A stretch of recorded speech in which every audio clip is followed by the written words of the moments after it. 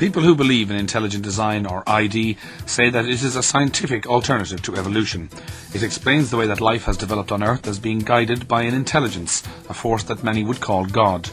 Its supporters say it is a more sophisticated explanation than creationism, which views the development of the world solely in biblical terms.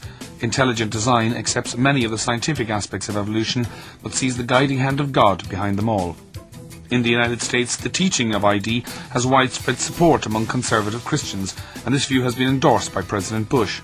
In Britain, a group called Truth in Science, who were responsible for sending ID information packs to secondary schools, say that alternatives to Darwin's theory should also be taught. But intelligent design's claims to be scientific have been challenged in the media and, more importantly, in the courts. In Pennsylvania, in the United States, in 2005, a judge ruled that it was unlawful for schools to teach ID as it was an essentially religious belief. While these arguments about evolution are in their infancy in the UK, a government minister has said that intelligent design is not included in the national curriculum and should not be taught in schools.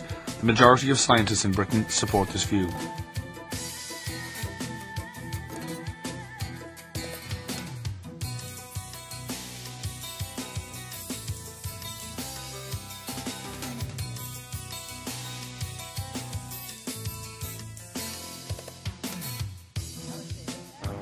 And this is what I found there. Let me just read you the front page.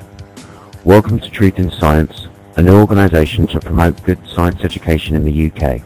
Our initial focus will be on the origin of life and its diversity.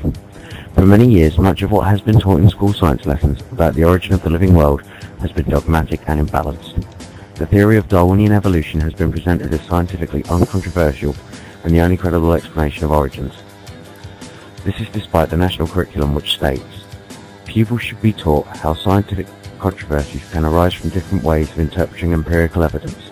For example, Darwin's theory of evolution. The national curriculum for Key Stage 4 Science, SC1, Scientific Inquiry. Few schools have often taught this controversy. This is partly because many popular textbooks present Darwinism as the only scientific theory of origins and give little coverage to alternative theories, sometimes misrepresenting them. New GCSE science specifications in September 2006 give a fresh opportunity to reconsider what is taught about origins in science lessons. These specifications place an emphasis on students understanding how science works. This concept is explained as follows by the Edexcel Examination Board. How science works is primarily about helping students to engage with and challenge the science they meet in everyday life. Students need to adopt a critical questioning frame of mind, going behind the scenes to understand the workings of science and how it impacts on society and their lives. We consider that it is time for students to be permitted to adopt a critical approach to Darwinism in science lessons. They should be given fair and accurate presentations of alternative views. That's about the main gist of it.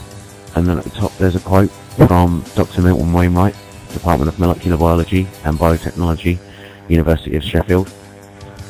It seems that the evolutionists are convinced that they have found the last word on life. Some of us, however, doubt that they have the full answer, and so are still searching.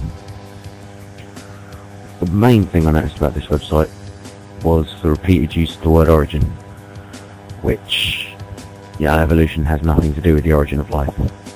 It's all about what came after the origin. So they've got that wrong. And to be honest, the whole thing just seems like a big joke. I don't understand why intelligent design has come over here. Laters. This is the ultimate showdown.